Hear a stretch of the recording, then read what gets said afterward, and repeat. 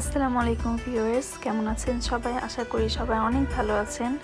আমি তিশা জামান আজকে চলে আসলাম নতুন একটি ভিডিও নিয়ে।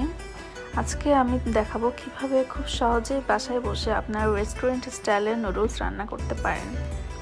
সো দেরি না করে চলুন শুরু করা যাক। প্রথমে আমি নুডলসগুলোকে সিদ্ধ করে নিয়েছি।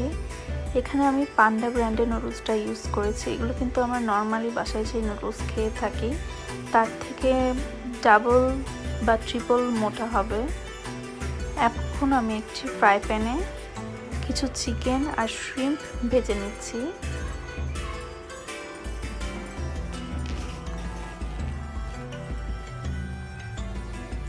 আপনারা চাইলে এখানে এর সাথে মাশরুমও অ্যাড করতে পারেন বা চাইলে বিফও অ্যাড করতে পারেন। তেল দিয়ে ভালো মতো ভেজে নিচ্ছি উপকরণ দুটিকে।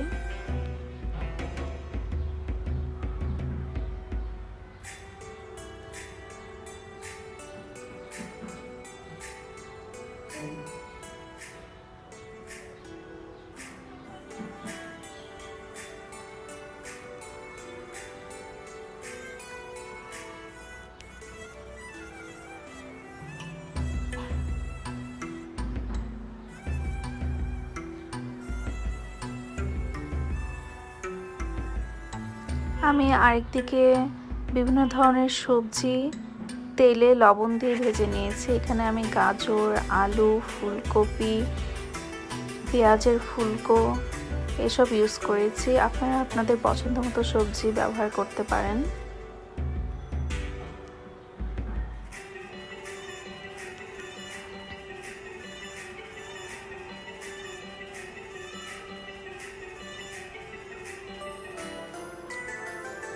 এরপর আমি চিকেন আর শিমগুলোকে এক সাইডে করে তার মধ্যে ডিম ছেড়ে দিচ্ছি।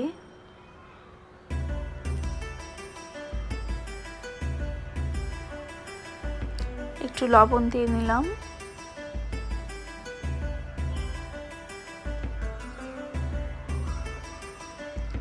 এরপর ডিমটিকে চিকেন আর শিমের সাথে মিক্স করে নিচ্ছি।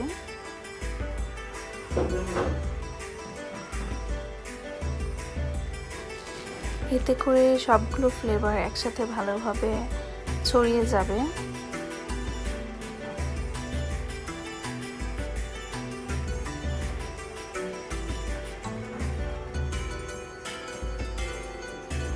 আমাদের খেয়াল রাখতে হবে যেন ডিমগুলো কড়াইয়ের সাথে নিচে লেগে না যায়।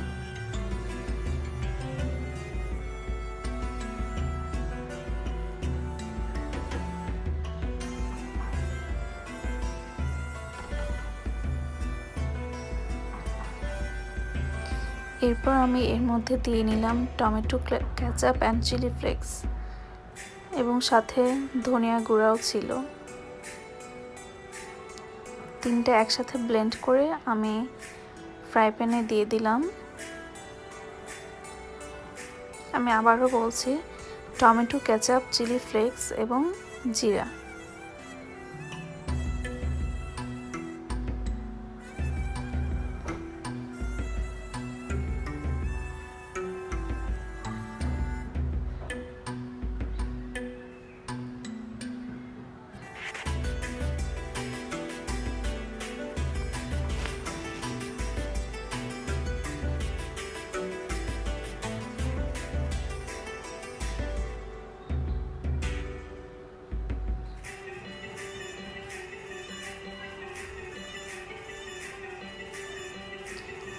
এরপর এই পর্যায়ে আমি অল্প করে ভিনেগার দিয়ে নিলাম। 1 শিশি ভিনেগারই এনাফ। এরপর আমি একটু নুডলসের মশলা দিয়ে নিলাম। সবগুলোকে ভালোভাবে কষিয়ে নিতে হবে। এরপর আমি নুডলসের ওপর নুডলসের মশলা ছিটিয়ে দিয়ে সবগুলো নুডলসকে ঢেলে দিচ্ছি ফ্রাই প্যানের মধ্যে।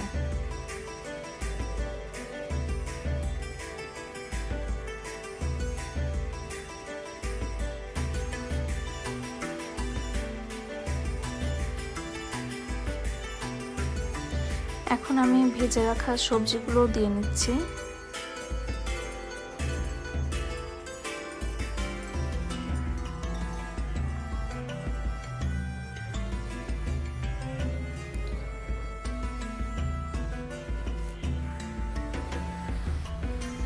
এখন আমি সবগুলোকে ভালোভাবে মিক্স করব।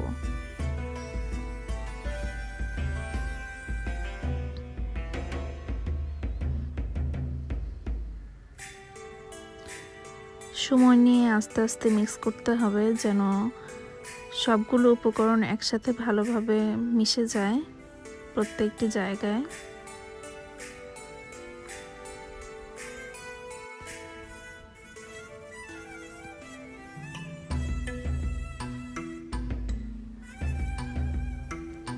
এই পর্যায়ে আমি দিয়ে নিলাম গোলমরিচের গুঁড়ো। গোলমরিচের গুঁড়ো ব্যবহারে স্বাদ যেমন বেড়ে যায় তেমনি কিন্তু সুন্দর একটি ফ্লেভারও আসে।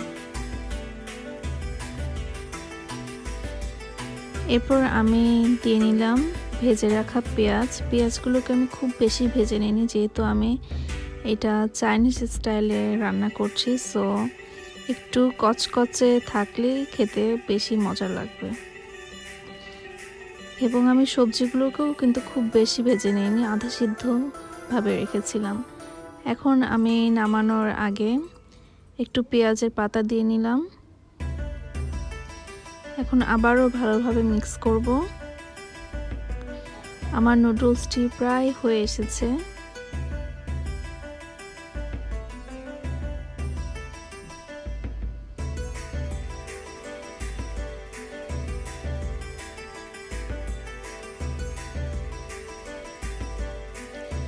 একটু ভালোভাবে নাড়াচাড়া করে নামিয়ে ফেলবো। তো ভিউয়ার্স, এভাবেই আপনারা খুব সহজেই বাসায় বসে তৈরি করতে পারেন রেস্টুরেন্ট স্টাইলের চাইনিজ নুডলস।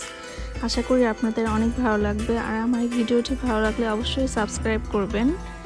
আশা করি সামনে আরও অনেক নতুন নতুন ভিডিও উপহার দিতে পারবো। Thank you all.